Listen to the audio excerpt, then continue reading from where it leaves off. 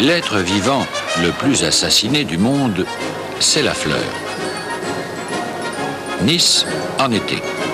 Les fleurs servent de munitions.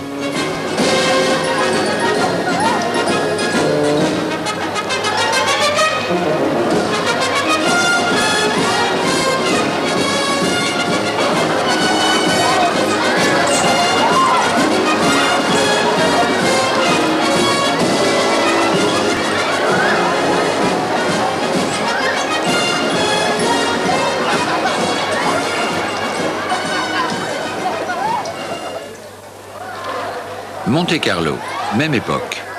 Avec les fleurs de courge, on fait des beignets. La fleur, qui crée et donne la vie, est offerte sans défense à toutes les agressions.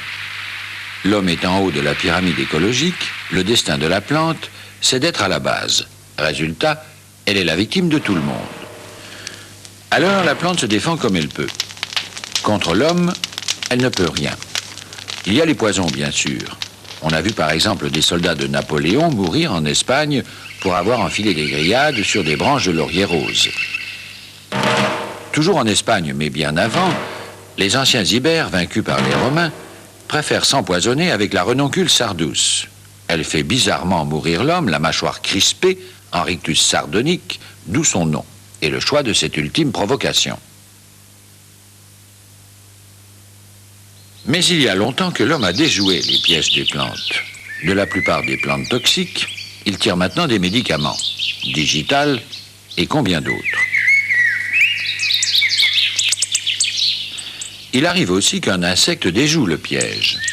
Le papillon monarque s'est adapté au poison de cet Asclépias, au point qu'il se nourrit et se reproduit exclusivement sur lui. Mais si un chat mange ce papillon, il meurt empoisonné.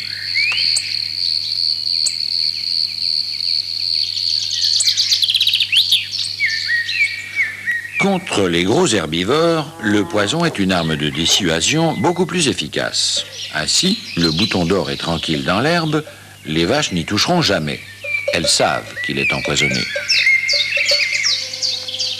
Mais dans l'ensemble, les stratégies de défense développées par les plantes ne visent pas la destruction du monde animal. Pour la grande majorité d'entre elles, tout se passe comme si elles savaient qu'elles sont condamnées à renouveler sans cesse, par la synthèse chlorophyllienne, le stock alimentaire dont dépendent les animaux et les hommes.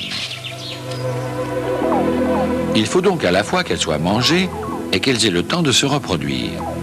C'est pourquoi, depuis 100 millions d'années, elles dépensent des trésors d'imagination pour assurer de mieux en mieux ce qui est la base de toute société, protéger avant tout la mère et l'enfant. En l'occurrence, la mère, c'est la cellule femelle dans la fleur. Et une fois qu'elle est fécondée, l'enfant, c'est la graine.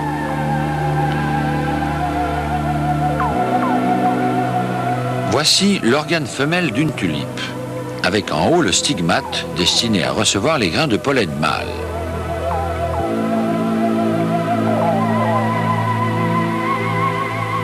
On peut comparer cela à un donjon fortifié dans lequel une belle au bois dormant, la cellule femelle, attend le chevalier qui va venir la réveiller. Or, à l'extérieur du château, la guerre est partout.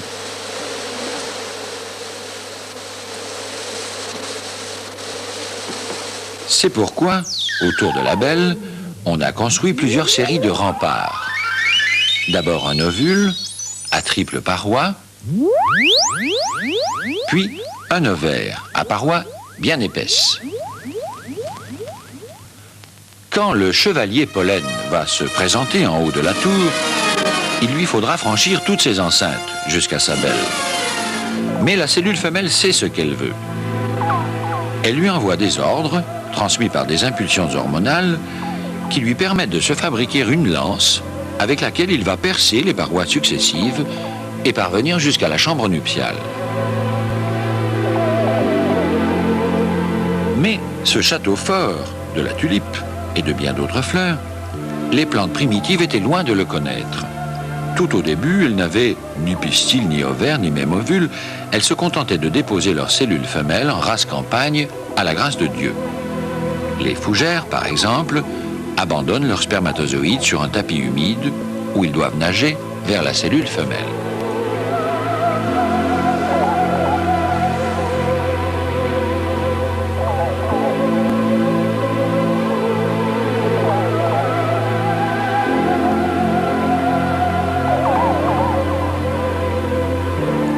C'est la fleur qui, peu à peu, a inventé d'abord la protection de la cellule femelle par un ovule, puis la protection de l'ovule par un ovaire.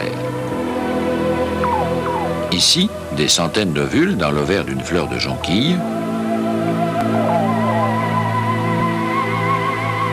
Et ici, quelques ovules seulement dans l'ovaire d'une fleur de narcisse. Ce fut une longue aventure de 100 millions d'années. Une des plantes à fleurs les plus anciennes est celle du saule. C'est vraiment la mère primitive. Elle se contente d'aligner ses ovaires à l'air libre sur un axe dressé. En fait, chaque ovaire de saule constitue une fleur femelle réduite à sa plus primitive expression. L'ensemble de ces fleurs formant les chatons.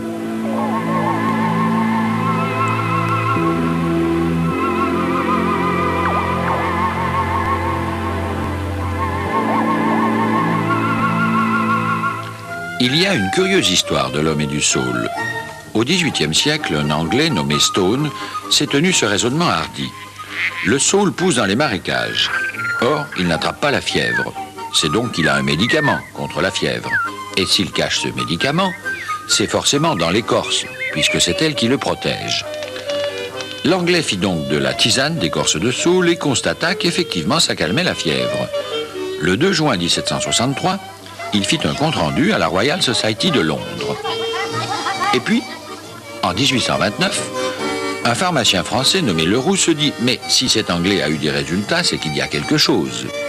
D'un extrait d'écorce de saule, il réussit à isoler ce quelque chose, une poudre qu'il nomme salicine, parce que le nom latin du saule est salix. Enfin, en 1853, l'Allemand Karl Gerhardt fit subir un traitement à ce produit. Il inventa ainsi le premier de tous les médicaments, l'acide acétylsalicylique, de salix, autrement dit, l'aspirine. Enfin, c'est en 1899 qu'un autre Allemand, Adolf von Baeyer, a commercialisé l'aspirine. Pourquoi le mot aspirine au fait? Nous allons y revenir.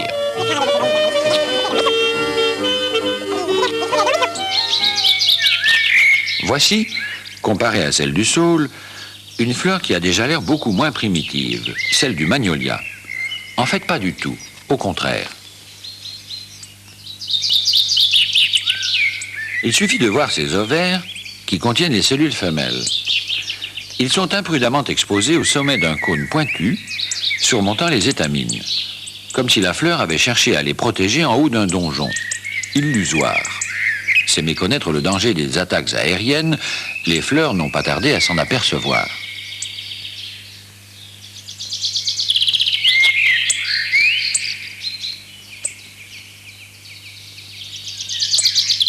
Déjà, le lotus nelumbo, cette fleur encore primitive, essaie de faire mieux que le magnolia. Le cône qui porte les ovaires se renverse, prend la forme d'une toupie, et les ovaires s'y retranchent à mi-corps, dans des trous individuels. C'est déjà mieux. On passe à la tranchée.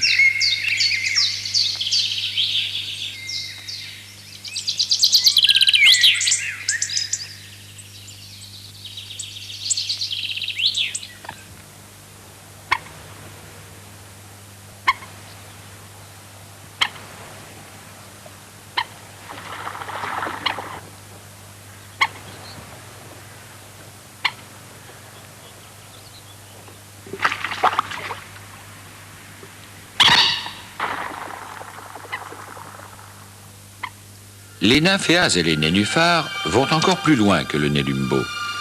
Le présentoir à ovaires surélevé, ils le suppriment carrément. Leur pistil devient plus discret. Cette fois, c'est le bastion.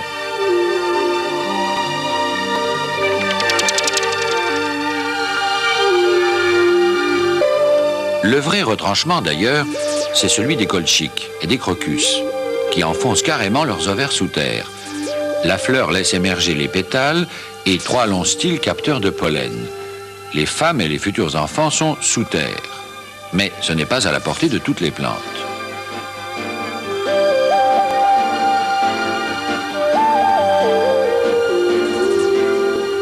Les renoncules, par exemple, ne se défendent pas seulement par le poison, elles s'arrangent pour avoir un cône porteur d'ovaires le moins provoquant possible, exposant très peu les ovaires. Chez le bouton d'or, ce cône finit même par passer inaperçu.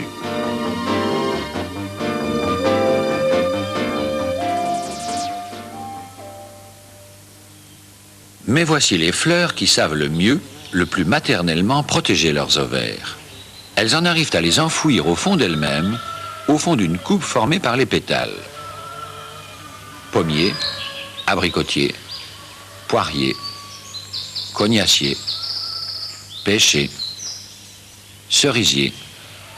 Toutes les fleurs de ces arbres sont des rosacées, de véritables fleurs berceaux pour leurs ovaires, et donc pour leurs enfants.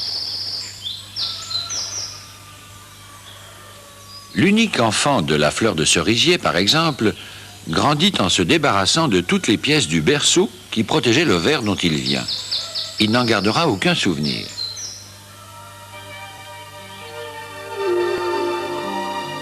Le souvenir du berceau des ovaires, voici un fruit qui le conserve, la pomme. Après fécondation, les bébés pommes, c'est-à-dire les pépins, restent sagement dans leur berceau. Ce qui grossit, c'est le ventre de la maman et la paroi de ses ovaires. Résultat, un véritable château fort qui protège l'héritier, le summum de la protection maternelle et infantile dans la science végétale. Château fort fait pour attirer le prédateur une fois devenu rouge, mais les bébés pommes ne craignent rien. Bien protégés dans des petites enveloppes translucides, ils voyageront. Ils iront faire leur vie ailleurs.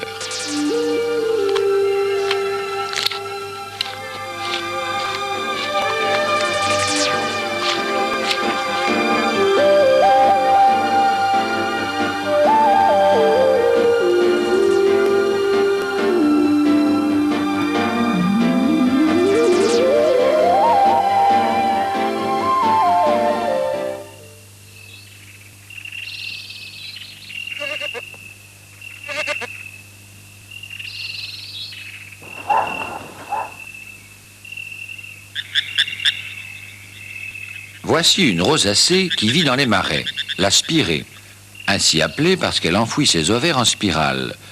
Vivant comme le saule, avec les pieds mouillés, elle devait bien aussi soigner les rhumatismes.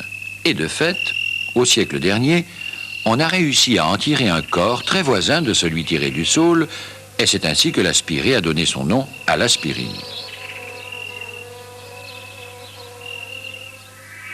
Mais de toutes les rosacées, c'est la rose qui arrive le mieux à creuser son ventre pour y protéger ses nombreux ovaires. Par contre, après fécondation, les bébés roses ne sont pas enfermés dans un château fort comme la pomme. Tout petit, tout sec, ils restent dans le berceau jusqu'à maturité.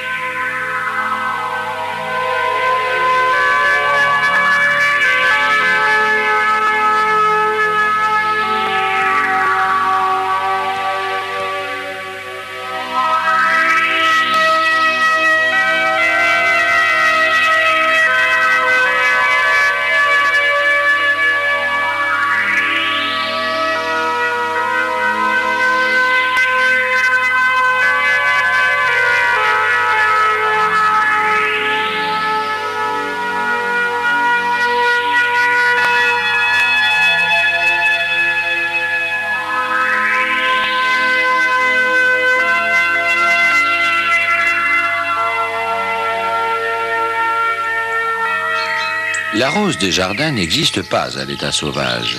Les roses sauvages, en fait, ce sont des églantiers. Si Malherbe a écrit « Et rose, elle a vécu ce que vivent les roses l'espace d'un matin », c'est parce que de son temps, il n'y avait que des églantiers, qui effectivement perdent leurs pétales très vite.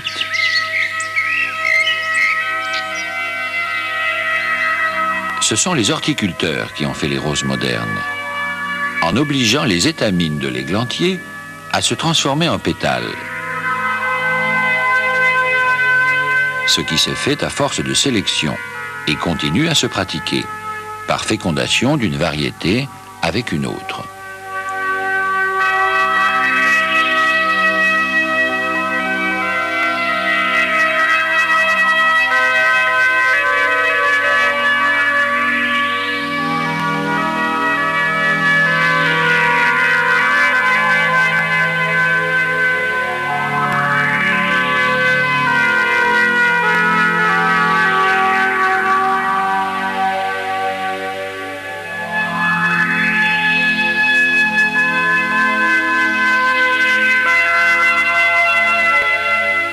transformant les étamines de la rose, l'homme ne fait d'ailleurs que copier la nature.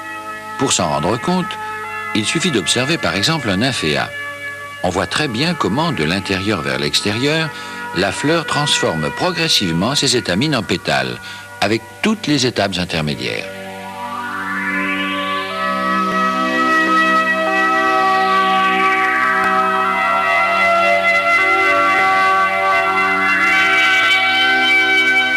Ainsi, nous voyons que depuis 100 millions d'années, la hantise des plantes, c'est la protection maternelle et infantile. D'abord, la plante abandonne sa cellule femelle dans l'eau à l'aventure, ce sont les algues. Puis, elle apprend à l'enfermer dans une urne, ce sont les mousses et les fougères. Puis, elle construit des parois autour de l'urne et invente l'ovule, ce sont les conifères. Puis, elle enferme l'ovule dans un ovaire, encore à l'air libre, comme le magnolia. Enfin, la fleur apprend à enfouir ses ovaires dans son ventre, comme dans la pomme.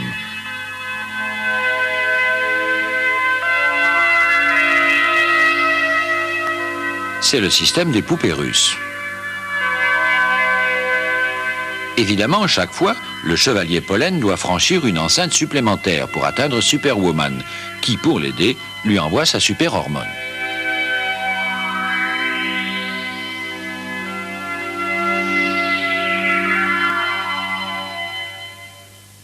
Alors, on se demande pourquoi ça s'arrêterait là. Nous avons poussé notre enquête jusqu'au Muséum d'histoire naturelle de Paris.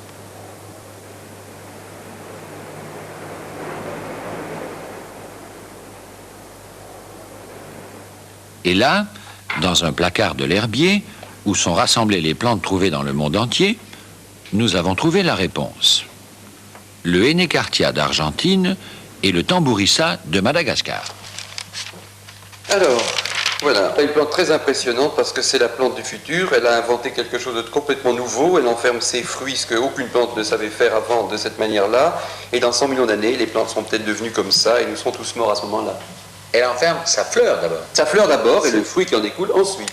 C'est comme si une rose s'enfermait dans une carapace. Exactement. Mais savez-vous que le figuier est lui aussi un arbre futuriste? Celui-ci est un phénomène. Coincé dans le jardin d'un monastère français à Roscoff en Bretagne, il a été planté en 1621. Il couvre 600 mètres carrés.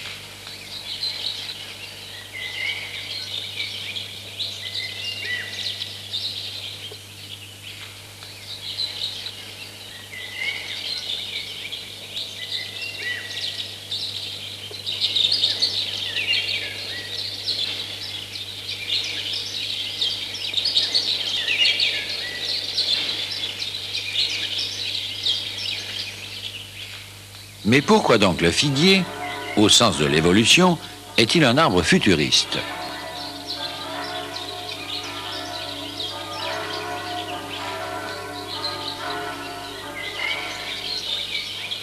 Avez-vous déjà vu au printemps des fleurs de figuier? Jamais. Voici la clé du mystère. Les figuiers ont signé un contrat exclusif avec un insecte dont ils s'assurent la fidélité en lui organisant un service après-vente, le blastophaga. En bas à gauche, monsieur, à droite, madame, avec des ailes. Au printemps, les figuiers fabriquent plusieurs sortes de petites figues.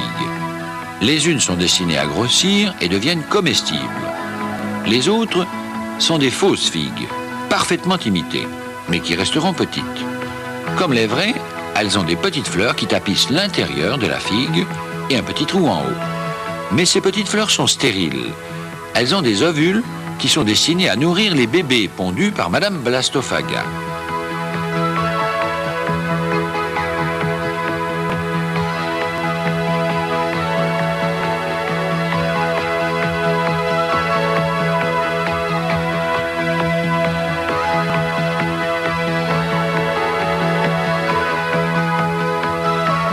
Monsieur Blastophaga, lui, est chargé de féconder ses larves.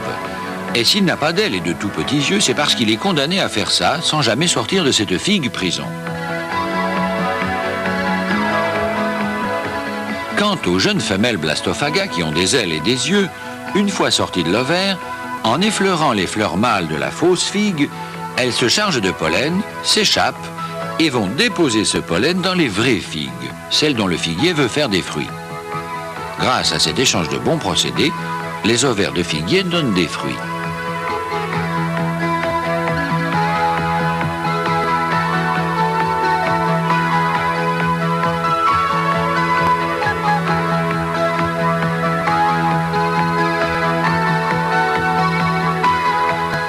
Et ces fruits ne sont pas, comme on le croit, les figues, mais bien les petits pépins qu'elles contiennent et qui proviennent chacun d'une fleur minuscule fécondée, sans doute parmi les plus petites du règne végétal.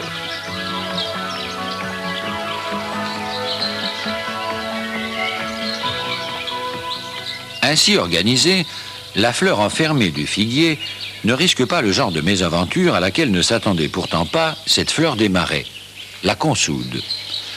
Elle sait pourtant attacher la clientèle d'un insecte sérieux, spécialisé, le bourdon. Elle lui réserve l'exclusivité de son nectar, s'étant adaptée pour qu'il soit seul capable de l'atteindre au fond de ses corolles. Elle a adapté leur diamètre à son corps velu afin qu'en échange, il se charge de pollen.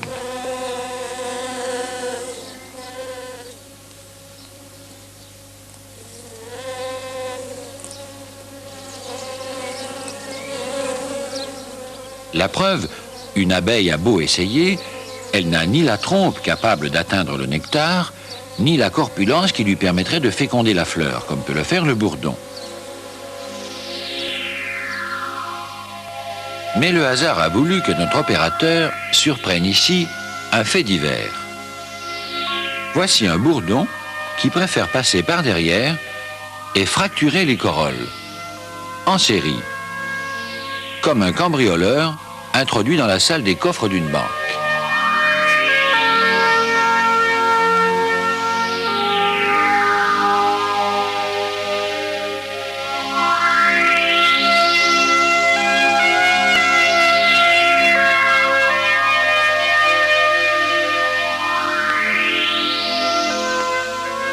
Et derrière lui, c'est la curée. Tout le monde en profite, à commencer par une abeille. Le nectar de la fleur volé, sa corolle détruite, son pollen non utilisé, son pistil non fécondé, voilà un travail d'adaptation qui a demandé 100 millions d'années et qui pour une fois ne sert à rien. Il y a des asociaux partout et l'on a bien raison de tout faire pour se protéger.